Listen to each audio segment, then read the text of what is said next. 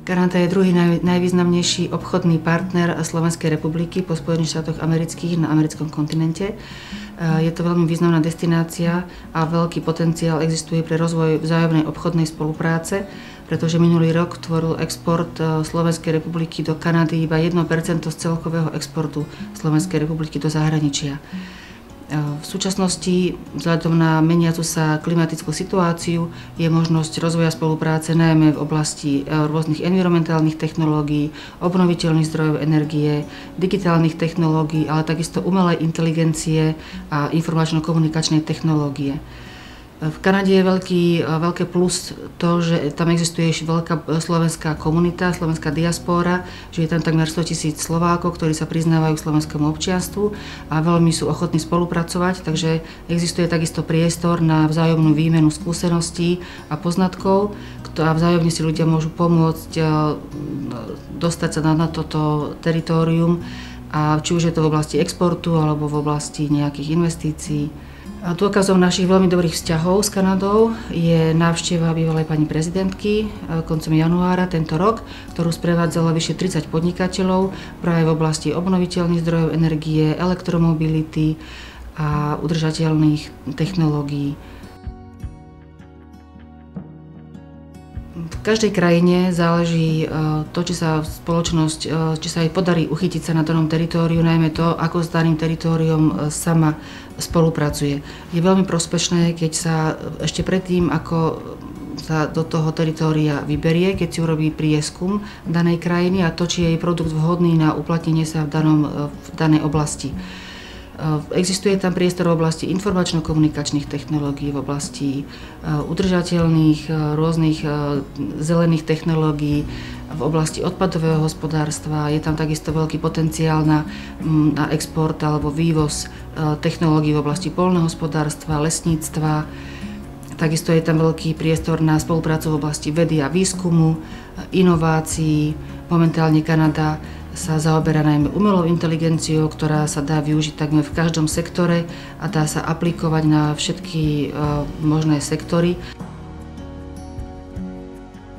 Každý vstup na zahraničný trh je istá forma investície, tak slovenská firma by najmä mala investovať do vlastných ľudí, aby mala ľudí, ktorí sa budú potom rozvoju toho daného teritória venovať, a takisto je potrebná investícia aj možno vo forme finančného vkladu, pretože častokrát potrebujete absolvovať rôzne certifikáty, aby ste harmonizovali váš produkt s danou krajinou. A to sú veľmi dve dôležité veci, ktoré si musí každá slovenská spoločnosť uvedomiť.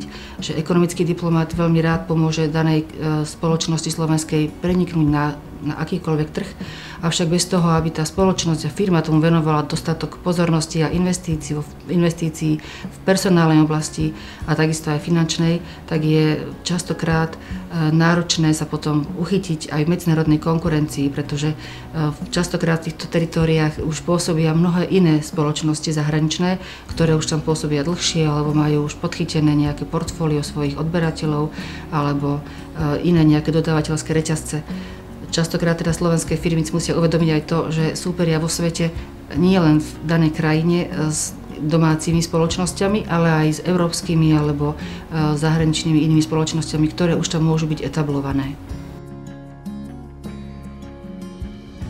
V Kanade, takisto ako v každej inej krajine, je veľmi veľký objem alebo množstvo výstav.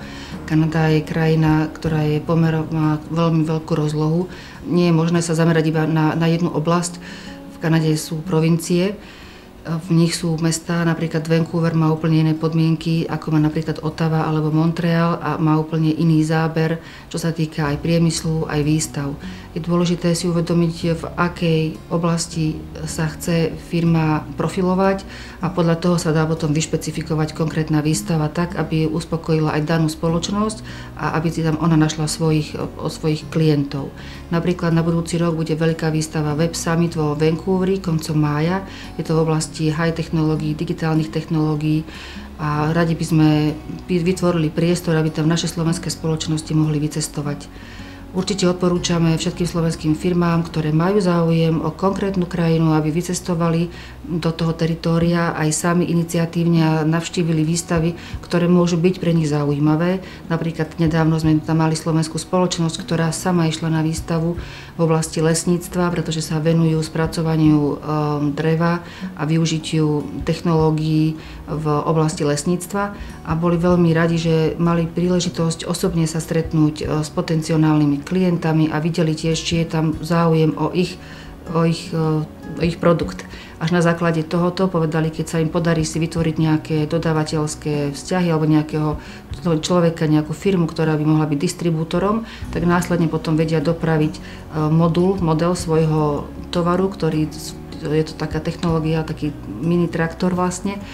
A až potom ho vlastne vedia využiť a priamo ukázať na tejto výstave, kde priamo v lese vlastne tieto stroje ukazujú, aké majú rôzne schopnosti, ako vedia pomáhať v oblasti poľnohospodárstva, lesníctva. A to je práve tá cesta, ktorá je veľmi prospešná pre spoločnosti. Prísť do daného teritória a osahať si ho vlastnými rukami a vlastnými skúsenostiami a komunikáciou, aby videli tie slovenské spoločnosti, že či je potenciál pre ich produkt na danom trhu.